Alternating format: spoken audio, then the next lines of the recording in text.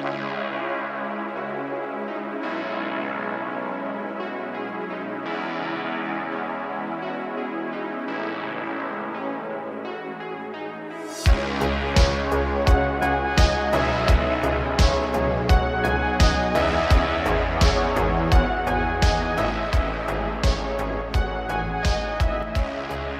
to you from 4,200 feet in the hills of Oregon, it is the voice of Chi-Town, the reddest beard in the high desert, your host of the M.O.A. broadcast, Sam Wilson. And just like that, folks, we are back. We've got another phenomenal episode lined out for you. Some of the best research and data out there today, all compiled into a fantastically entertaining piece of audio product, as the McDonald's CEO would call it. Let me pull up my show notes. So have you seen this? We talked about this, I think, in last week's episode, or the previous episode. The McDonald's CEO, I forget his name. He was taking the Big Arch Burger, I think it's called, for a test drive, and it was probably one of the most awkward product promotional videos you've ever seen in your life. Especially, I think one of the reasons people did not respond to it well online at all. They were not happy. I'll buy that for $1 because it looked, in my opinion, it looked ridiculous. This guy, who is, I'm sure, who knows how many times a millionaire, multimillionaire, multiple times over, and he's eating this McDonald's burger. They were still trying to promote this Big Arch thing. I don't know. It was kind of like a Big Mac on steroids, I guess, a limited time thing, kind of like the McRib or whatever. Anyway, it was awkward. He looked like he couldn't stand to even have the thing near him. And in one of the views or whatever, the close-ups, you could tell he had barely even taken a bite of this thing. Looked like he was just so disinterested or disgusted, possibly. Who knows? I don't know what his motivation was, but he didn't want to have anything to do with this burger, seemingly. So now they're on a damage control round where they're trying to, to play it down and say, there was all these other people are trying to help him. It was just, the video just wasn't representative of how he felt. And here's what we can do better next time. And people aren't buying it because it looked ridiculous. Anyway, that's a whole other story. We're not going to go into that again today. We covered that last time, and you can find all the irrelevant and pertinent information online and on your favorite social media site. But we do have, this is Season 2, Episode 6 of the Make It Out Alive broadcast. We've got our show highlights for today's episode: Robot Umpires Trigger Meltdowns, Underwear Cliff... Was it underwear? Was it underwear or a bikini bottom? I don't know. Some gal in a swimsuit, I guess. Cliff rescue off the side of a cliff in her underwear or swimsuit bottom, whatever. Another kayak tragedy. One more woman driver doing what they do. And a violent roadside rescue gone bad. All right, let's get right into it. So if you haven't heard, what is it? MLB, Major League Baseball. I think it's I don't watch a lot of sports. I think I've mentioned that a number of times here on the show. So I don't really know the NBA, NFL, MLB, and NHL. I guess I know that one for hockey. But MLB, Major League Baseball, they have started to implement this, what's called the ABS system. That stands for Automated Ball Strike Challenge System in the Major League Baseball games. And this has been, I don't even follow baseball, and I have seen this in a lot of social media clips and in news clips online, where for years now, these umpires have been getting, in my opinion, completely out of control, almost to the point of insanity. They will make calls that are beyond questionable.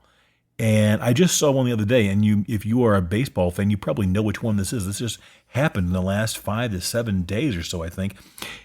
This umpire, I don't know if this guy has some sort of vision impairment or if he is literally insane. I don't know what the deal is, but some guy was running along and he hits the,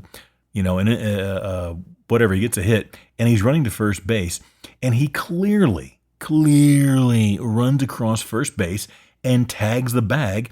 I mean, his foot goes squarely in the middle of the bag and he gets called out.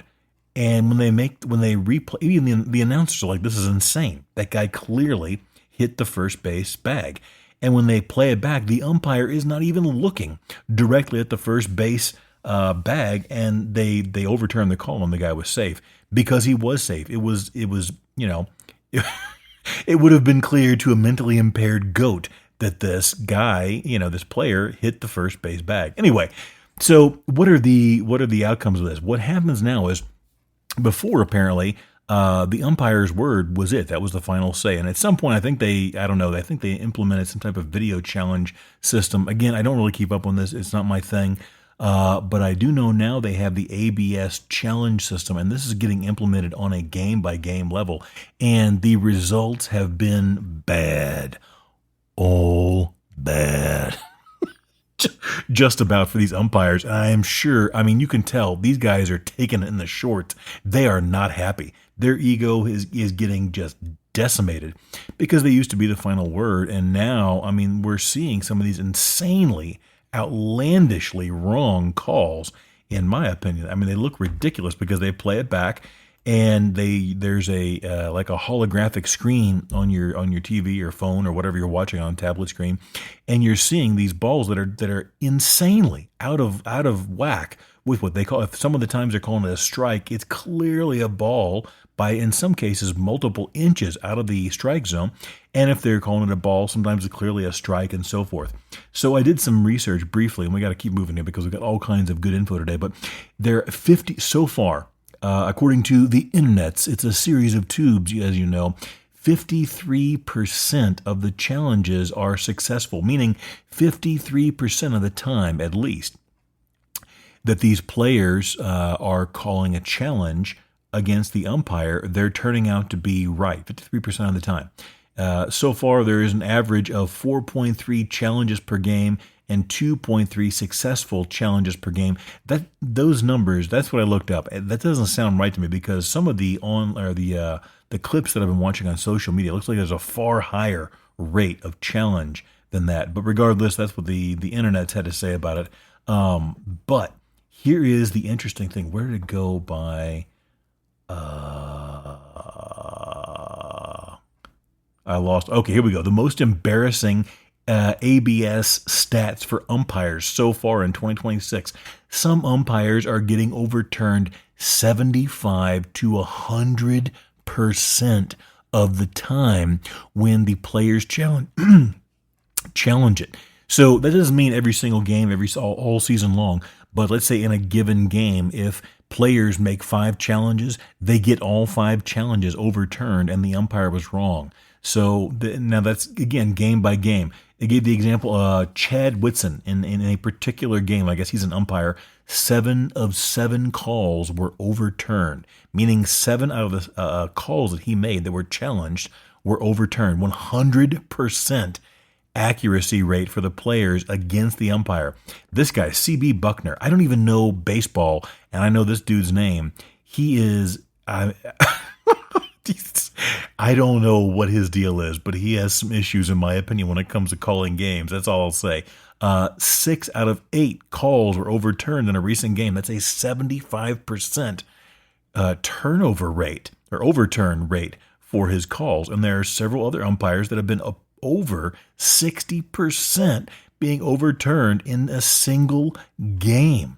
So this is utterly insane, and I think, unfortunately, this really outlines and reinforces what a lot of baseball fans have been feeling and thinking in recent years, and that's that some of these umpires are just doing a very poor job, and the ABS system is showing that out to be true, in my opinion.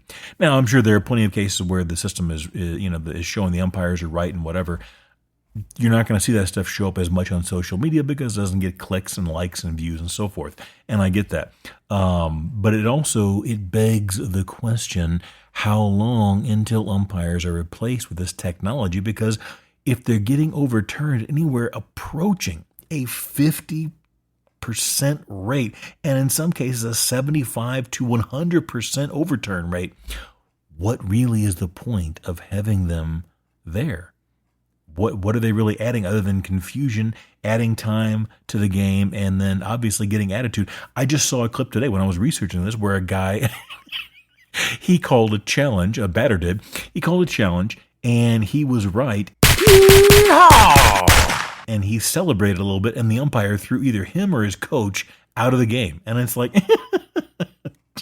talk about being butthurt at a very high level. So anyway, that's our little take on the ABS system for Major League Baseball so far in 2026. Yeah, what an absolute mess. And I can tell you, if that keeps up, the younger generation is not going to have, these younger generations are not going to have the allegiance to these umpires that older generations may have had, and it's not going to go well for them. So anyway, we got to keep moving. Okay, here's an interesting one. This I experienced firsthand in my life recently. Internet sales and wholesale direct to consumers is absolutely destroying brick and mortar stores and businesses. Let me get a quick sip here before we continue. Okay, what are we talking about? I had to get a part for my vehicle recently. No big deal. It wasn't a major thing. Just needed a part. So I happened to be in town. As I mentioned before, I live almost literally in the middle of nowhere in the high desert of Southern Oregon at 4,200 feet. And so the nearest actual real town where I live is not even really a real town almost. It's almost like a small outpost in the middle of nowhere. So the nearest real town is about 35 minutes away. I happen to be in town, and I needed this small part for my vehicle. So I stopped by the two big players there in town. I think it was AutoZone and O'Reilly's or whoever it was. I don't know. Anyway, I went in there and told them what I needed. They looked it up on the computer, and the part was $47. It was just a small electrical part, like a relay type thing. And it was $47 in one of them, and the other part store across the street, it was $53. And I'm like, okay, that doesn't sound so bad. But I went ahead and looked it up on Amazon because I have Amazon Prime. It winds up paying for itself many, many times over, especially here in the middle of nowhere. The part on Amazon was $13, and it would be delivered and basically placed at my feet in 2 days. Now remember, at the brick and mortar store, and I'm not opposed to brick and mortar stores. I like being able to go in there and buy something that I want or need, pay cash or whatever, for it now, get it in my hands and walk away. I'm good with that. And I have no problem whatsoever with stores having a markup so they have profit. I completely understand that. That makes perfect sense. I don't have a problem with that at all. I sell products myself, and you have to have a markup. Otherwise, why in the world would you go through the problem of doing? No one wants to go through all the headache and the trouble of having a business just to break even. You have to make enough profit to make it worth your while. Otherwise, why do it? You'll move on to something else. So I have no problem with any of that. But I was able to buy the part online, which I did, and it showed up in less than 2 days later. And I paid $13 for the same exact part that I was going to get charged $47 and or $53 from a brick and mortar store. They even had the same stock photos of the part and everything. I'm sure it's the exact same part sold from the exact same factory or reseller or whatever, wholesaler overseas. And so the problem is now some of these companies, in my opinion, have gotten so greedy. They're charging an insane level of markup. And here's the core problem, in my opinion, about this.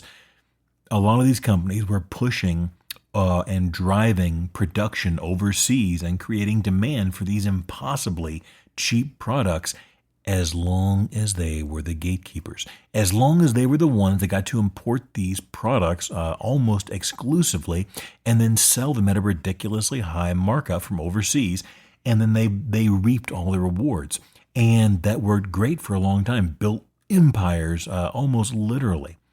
But the problem is now is a lot of these production companies and factories overseas are now cutting out the middleman. They are selling direct to people online through Amazon, Temu, and all kinds of other places. And they're cutting out these retailers, these brick and mortar stores completely.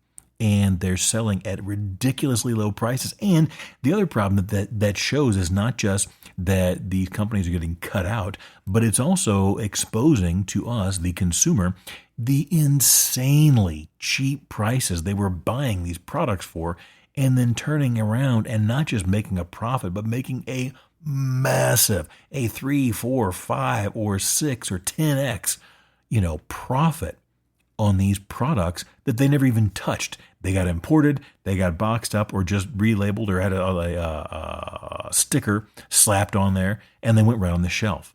And we have been paying the price for this greed all along. And I'm not turning this into some working man hero story. I'm just saying it was shocking to me that I was able to go online, right to Amazon, and buy the exact same part, same stock photo, same everything, and pay $13 instead of $53 for it at a brick and mortar store. And this is not looking good, man. It's going to be long term.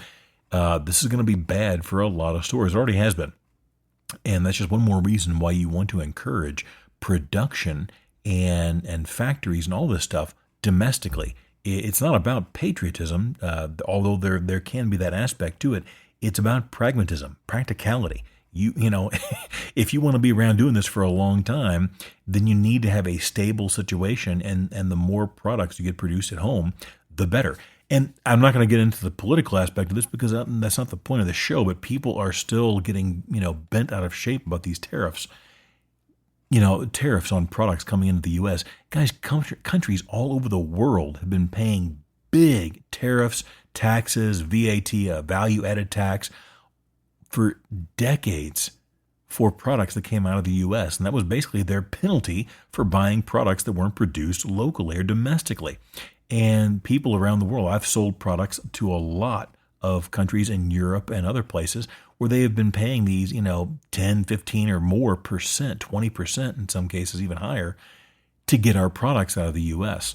And they've just had to deal with it. And now that it's finally impacted people here in the U.S., people are losing their minds over it. So, anyway, we're not going to go into the political aspect of that, but that is just the reality of it. People have been doing that for a long time all around the world. If you don't like it, if you want to get around it, then buy products made domestically. If you can't find products made domestically, then there's a problem. We need to help create that market. So it's not that simple. I get it, whatever. But, there we go. And that brings us in a similar vein. So we look at cutting out the middleman. Tesla has done this with getting rid of dealerships, cutting out dealerships, and selling direct to the customer or the consumer.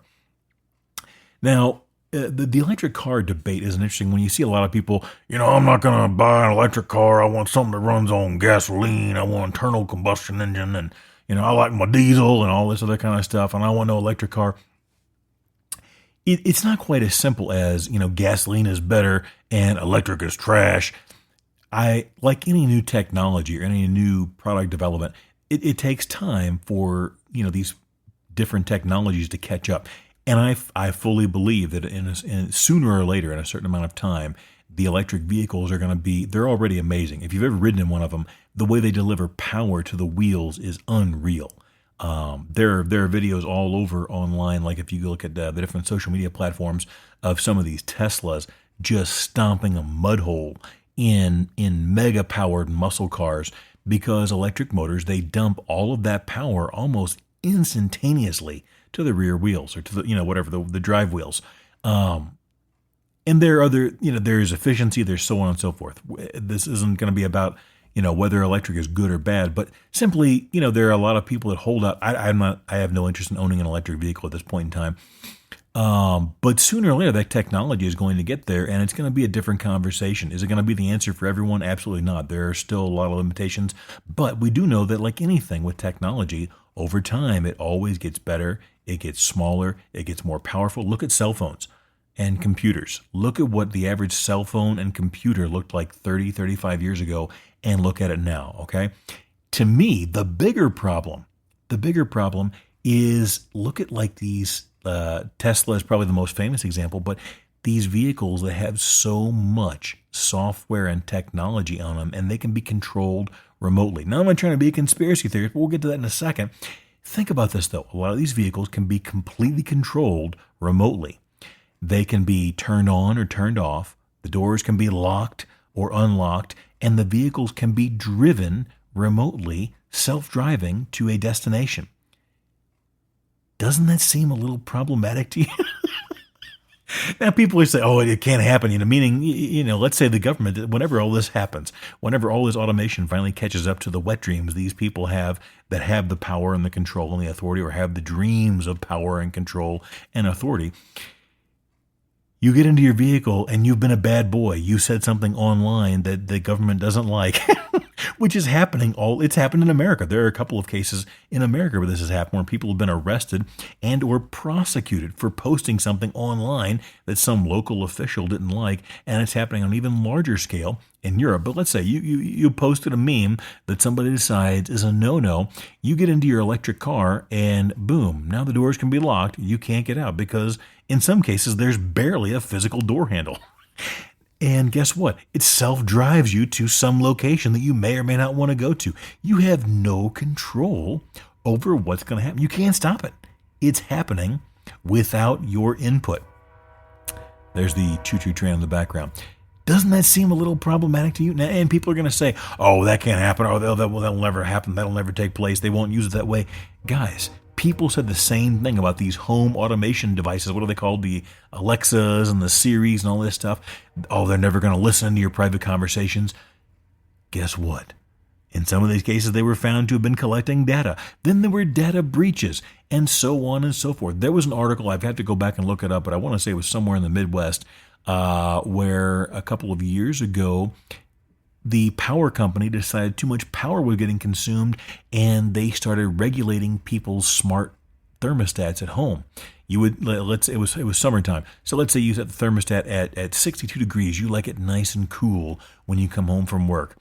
Well, guess what? Power company decides, hey, we're using too much power, and they turned it up to 75 degrees because that's where they figure you ought to have it. Now that's a real story. I'd have to go back. I can get the info, the story. I don't have time to include it in today's episode. That actually happened, though. That is real. That is what happens when people get in control of these automated devices. And electric vehicles are just that. So I think it's more than just, is it, which one has more power, which one has more efficiency, which one has more range, as opposed to electric or internal combustion vehicles. There is the issues of all these automations and the software and the control that is involved. And if you think at some point the government or a private company won't use that against you, you are absolutely insane. History has shown over and over and over again that you cannot possibly underestimate how insane someone gets when they have access to that much power and control. So there we go. That's what an absolute mess. Where are we at on time? Holy smokes, we got to get moving. Are we going to have time to even do these two stories? You know what? We will do these two stories in next week's episode, because I don't want to make this a 50-minute episode. We'll try and keep this down a little more manageable. But I wanted to get to this one. We were going to do one where a woman dies in a kayak, and we'll get to that later. We'll do that next week, along with the bikini underwear rescue on the cliff face in California. Actually, that lady did a really good job. We make a joke because she's in her bathing suit, but that really isn't that funny. It was just, we're having some fun here on the show. This lady did a really good job. She saw the tide was coming in, and she managed to climb onto a cliff face and get rescued. So we'll cover that episode or that story next week. But when we talk about things women probably shouldn't be doing anyway, I'll buy that for $1. We go to Florida. I'll read the headline from the New York Post. School bus driver busted after shocking video shows train clipping vehicle full of kids. Oh my God. And I'm only laughing and having some fun here because no one was actually hurt, especially not the kids. No one was hurt. Praise Jesus. But this lady does not need to be driving a bus, in my opinion. Like a lot of women. Personal opinion. Do with that what you will. Okay, so what happened? We go to Florida. This woman, a Florida school bus driver, has been charged criminally after a shocking video captured young children screaming in horror after a train clipped their bus at a railroad crossing. So what happened? The bus driver, Yvonne Hampton, 67, drove across the tracks in Sumter County on Thursday while allegedly saying she was Not gonna stop for no train.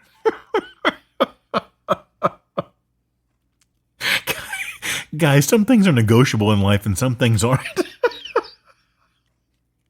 If you're in a vehicle and there's a train coming, it's non-negotiable. You are going to stop or get out of the way. Otherwise, you're going to have a bad time. Okay, let's dig in here. What happened? According to an arrest report, Hampton, that's the bus driver, told police there was a car at the railroad crossing and she was waiting for the car to move.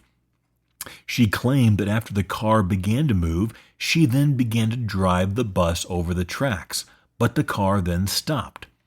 Hampton claimed she had to stop the bus where it was parked in the video clip. In the video clip, you see this. It's insane. This bus basically got out of the way at the last second, and it appears, I couldn't really tell in the video I saw on my phone, but apparently the train actually made contact with the bus and clipped it. It was that close to being on the other side of the tracks. The back end of the bus, the back bumper area or whatever else, got clipped by this train coming through at speed. Okay? Upon asking, let's see, where we go here? Upon asking the defendant if at any time she stopped on the tracks, the defendant, that's the driver of the bus, replied no. The responding officer stated in the report. She then informed me that as she was moving over the tracks, the railroad crossing warning system activated. The responding officer said in the report that they reviewed audio and video from the incident, which, according to them, contradicted Hampton's account. Hampton is the bus driver. According to the officer, onboard audio and video footage allegedly showed the bus approaching the railroad crossing and a silver car stopping at the stop sign on the other side of the tracks. As the railroad crossing warning lights activated and the crossing arms began to lower, Hampton, the driver, could allegedly be heard saying, "Not gonna stop for no train," and then driving forward over the track. Hey, well, the white women acts. Maybe this lady was having a bad day. I don't know.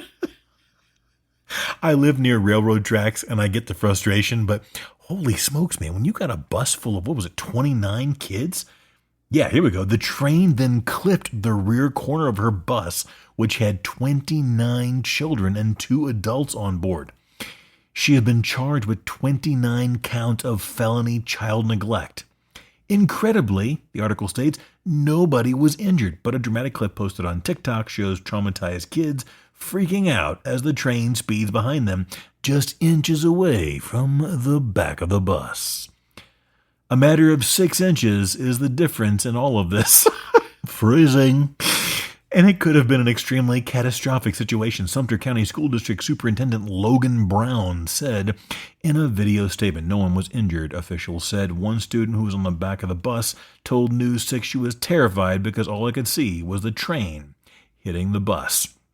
So anyway, she has been arrested. She was, where did it say? She was fired the same day. Yeah, Hampton had worked for the district for more than a decade until she was fired after the incident and charged with 29 counts of felony child neglect. She was being held without bond at the Sumter County Jail. Records show. I saw a video where I believe she got released, so she must have made bail and got out, or bond, whatever. The district has since made changes to its bus routes, including immediately removing the crossing where the crash occurred, and is reviewing its driver hiring process. So, we wouldn't be laughing and having this conversation if anyone had been hurt. There's nothing funny about a kid getting hurt by a train or anybody else for that matter. But fortunately, it was just a crazy, wild incident. I don't know if this lady was having a bad day, if, what her deal was. And here's the thing. If she had just managed to get forward a couple of more inches, 6 inches, as the Sumter County School District Superintendent Logan Brown stated. Freezing. This probably wouldn't be a news story, but somebody had their phone on it because this bus was extremely close to a railroad crossing while an oncoming train was barreling through there and caught it, and it went basically viral on TikTok. And then it did clip the back of the bus, so I'm sure there had to be some type of incident report and all kind of other stuff were triggered by all of this. And the next thing you know, this lady went from having a bad day and just being irritated about having to stop for a stupid driver or whatever it was in front of her to now she's got 29 felony counts. She's been fired from her job. She is all over the internet. Her mugshot, probably all of her personal information is everywhere out there. Folks, you have to assume that everything you're doing is being recorded and posted somewhere online 24/7 almost, unless you're in the privacy of your own home. And even then, if you have cameras in your home, bet on it's going out somewhere. And fortunately, none of those kids were hurt, and no one was hurt to my knowledge from the articles that I read. But man, what an absolute mess. And, that's... Maybe she should be in a different line of work. I don't know. I know, and in all fairness, I have to say, I've seen some videos of what kids are acting like on school buses now. I would imagine it is probably beyond frustrating. I know when I was growing up, if a school bus driver told you something and then you smarted off or got sassy with them, I saw kids get popped in the mouth right there and then. And I'm sure today that would be, oh, you're going straight to jail and blah, blah, blah.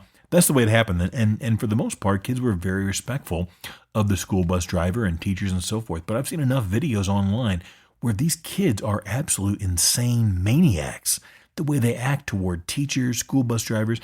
So I can get that she was probably beyond frustrated, or had, maybe that was just the last straw that day. Maybe something else would happen in her life, whatever.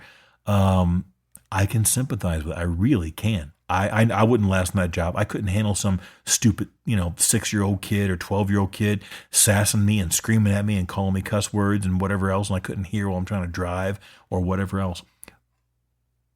But the bottom line is she messed up big time, according to the article here, the information we have. So let's just be glad that that bus wasn't cut in half or nobody was hurt or whatever else. It was just some very minor property damage from what we saw. So let's check our time. Where are we at? Let's go ahead and get into the chaos report. Here we go. It's time for the M.O.A. Chaos Report, where somebody's bad decisions give you a good laugh. Real news, real hard, real funny. Some elements modified for extra laughs. We go to Florida. Okay, we go to Florida, folks, for our M.O.A. Chaos Report. In today's episode, a routine roadside rescue quickly turned into violence in Florida when a man who crashed his car allegedly attacked a stranger who stopped to help and then lashed out at responding deputies. We had a good Samaritan gone bad. Or at least treated badly, I guess would be the correct way to put it. Okay, what happened? Authorities say 44-year-old Daniel Coleman now faces multiple charges, including battery and assault on a law enforcement officer following the incident along State Road 429 near Seidel Road in Winter Garden, just outside Orlando. And let's not forget, this article comes to us via townflex.com. Deputies responding to the crash shortly before 10 a.m. on March 30 found a white Lexus lodged against a guardrail. Nearby stood Hans Hamilton, a passerby who had pulled over after spotting the wreck. This guy is just a poor good Samaritan. Hans. I think of the what was that, Saturday Night Live, the Hans and Franz skit.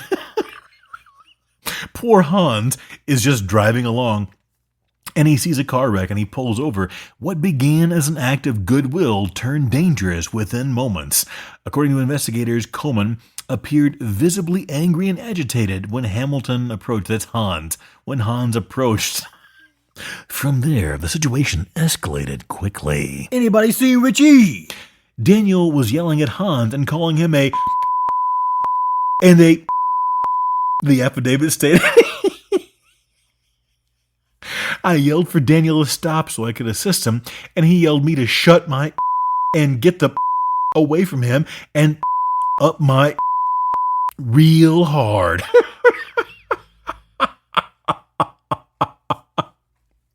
He then said, you stinking in an angry and aggressive manner. Hamilton told deputies, Hans told deputies that he then jumped on the hood of his Tesla, stomping and striking the vehicle, damaging the hood, roof, and windshield. Moments later, the suspect allegedly turned physical towards Hans and others. Get down, you before I beat the out of your stinking now. Police say Coleman struck Hamilton at least 50 times.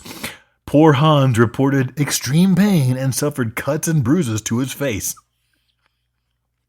As speaking after the incident, Hans described the fear he felt during the attack. He yelled, "I'm gonna kill you! I will kill you!" And Hans stated, "I believed him." His eyes were demonic, like a monster, Hans stated. He said survival became his only focus. I fought with everything I had to make sure that I was not going to see the roadside for my last view. When deputies attempted to intervene, the violence did not stop. Investigators say Coleman tried to shove and punch an officer. Get back before I beat the out of you right now. Even after being taken to the ground, he allegedly continued resisting arrest. You! Witnesses, including Hans, assisted officers in placing Coleman in handcuffs, but the struggle continued. Authorities say the suspect grabbed one deputy in the groin and kicked another while being escorted to a patrol vehicle. Coleman was taken into custody and booked into the Orange County Jail. As of Monday afternoon, he remained behind bars on a $5,000 bond. All right, folks. Remember, don't wait until you have an emergency to prepare. If you wait, it may be too late. If you don't make it out alive, you don't make it out at all. Stay safe out there, folks.